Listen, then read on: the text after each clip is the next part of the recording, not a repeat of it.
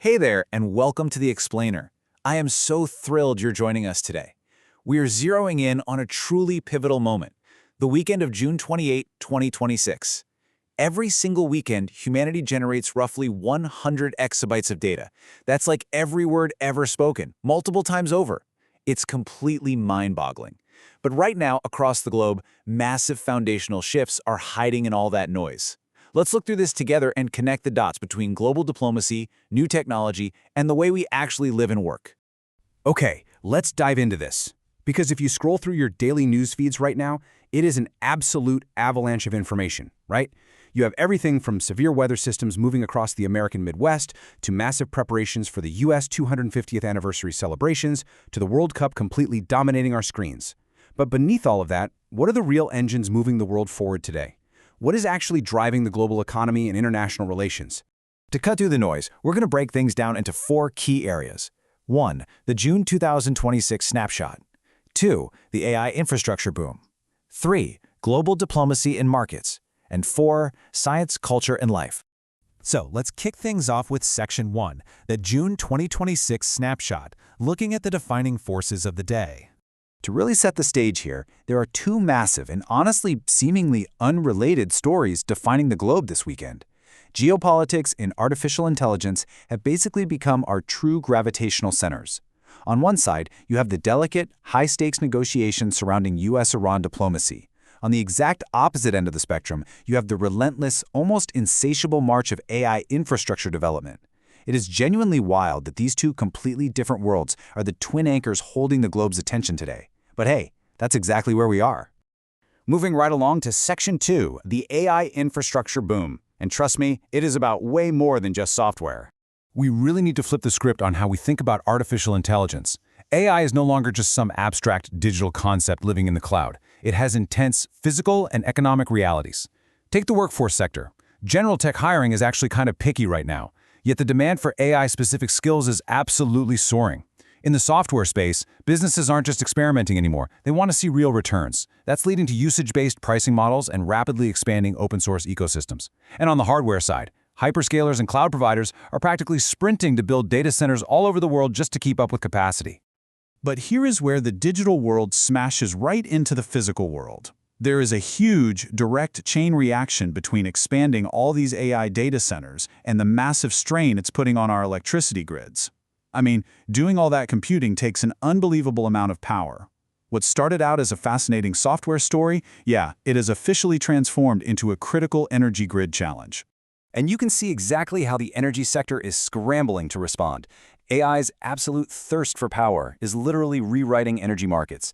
Utilities are completely restructuring for long-term power growth. And get this, it's actually bringing renewed policy attention back to nuclear energy. Crazy, right? AI is essentially making nuclear power the hot new tech trend again. We're seeing a massive push to modernize the grid, rapidly grow battery storage deployments, and accelerate new transmission infrastructure. Big tech is basically forcing industrial electrification to level up. Let's pivot a bit and move to Section 3, Global Diplomacy and Markets, which is all about a very delicate balance. Because, all this massive economic and infrastructural investment doesn't just happen in a vacuum. To really grasp what's happening today, June 28th, we have to rewind just a bit to late May and early June. On May 31st, we saw a tentative agreement between the U.S. and Iran regarding the Strait of Hormuz. Back home, things were heating up too.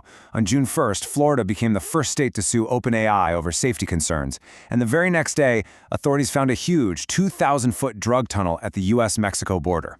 All of those dominoes falling have directly set up today's reality, where negotiators are currently locked in, trying to hammer out a broader U.S.-Iran diplomatic framework. Now, panning out to the broader global chessboard today, several complex dynamics are playing out. Qatar remains a vital intermediary for Middle East diplomacy, which is the path the White House favors. Over in Europe, NATO is closely watching the evolving security landscape, especially with Ukraine and Russia continuing to exchange long-range drone strikes. But here's the wild part. Amidst all these intense, high-level international tensions, regular life just keeps on going. We are literally hitting the absolute peak planning period for Independence Day travel in the States. It's always a little surreal to realize the global chessboard is moving right alongside our long holiday weekend plans. So, the crucial point to take away here is that despite all those underlying geopolitical risks, ongoing diplomacy is actually having a very tangible effect. With shipping through the Strait of Hormuz remaining stable, energy markets have breathed a sigh of relief. And because of those improving supply conditions, global oil prices are actually hanging out near recent lows. However, cheaper gas doesn't magically fix the broader economy. Inflation and interest rates are absolutely dominating the narrative for investors right now, and treasury yields are still elevated. What's really fascinating to watch is how both Bitcoin and gold, two very different assets, are sitting near recent highs. They're acting like twin barometers for changing geopolitical sentiment and economic anxiety. Oh, and domestically, border and immigration policies continue to be front and center political issues. All right, bringing us to Section 4, Science, Culture, and Life. This is all about the human element. As heavy as macroeconomics and global diplomacy can be, the way we experience everyday life and scientific discovery right now is evolving incredibly fast. We are quite literally living in a golden age of biotechnology, computing, and space exploration. In healthcare, AI is actively shortening the time it takes to discover new drugs and making massive leaps in medical diagnostics. Looking up, SpaceX is still completely dominating the commercial launch narrative, while NASA pushes forward full steam ahead with its massive Artemis moon mission preparations. It is genuinely awe-inspiring to watch all these huge scientific leaps happen at the exact same time. Meanwhile, back down on Earth, there's this really fascinating juxtaposition happening in our everyday jobs. On one hand, hybrid work has totally stabilized. We've finally found our groove between the office and the living room couch. But within those stabilized routines, automation is aggressively changing the game. While we enjoy the flexibility of hybrid work, employers are leaning heavily into AI coding assistance and workflow automation to squeeze out every drop of measurable productivity. And when we finally slam our laptop shut for the weekend, this brilliantly illustrates where our attention actually goes. The round of 32 is kicked off, so World Cup knockout football is absolutely dominating global conversations right now. But right alongside global sports, the creator economy is exploding, going head-to-head with traditional summer movie blockbusters and streaming platforms for our precious weekend downtime. But you know, you really can't escape the tech trends, even when you're just trying to be entertained. And the irony here is just incredible. The exact same artificial intelligence that's stressing out our power grids is also sparking massive, fiery debates in the creative world. The music industry is frantically trying to adapt to AI-generated content, and Hollywood is actively figuring out how AI is going to rewrite filmmaking workflows entirely. At the same time, though, deeply human-driven formats like podcasting and digital publishing are seeing their audiences grow as traditional media works hard to keep up.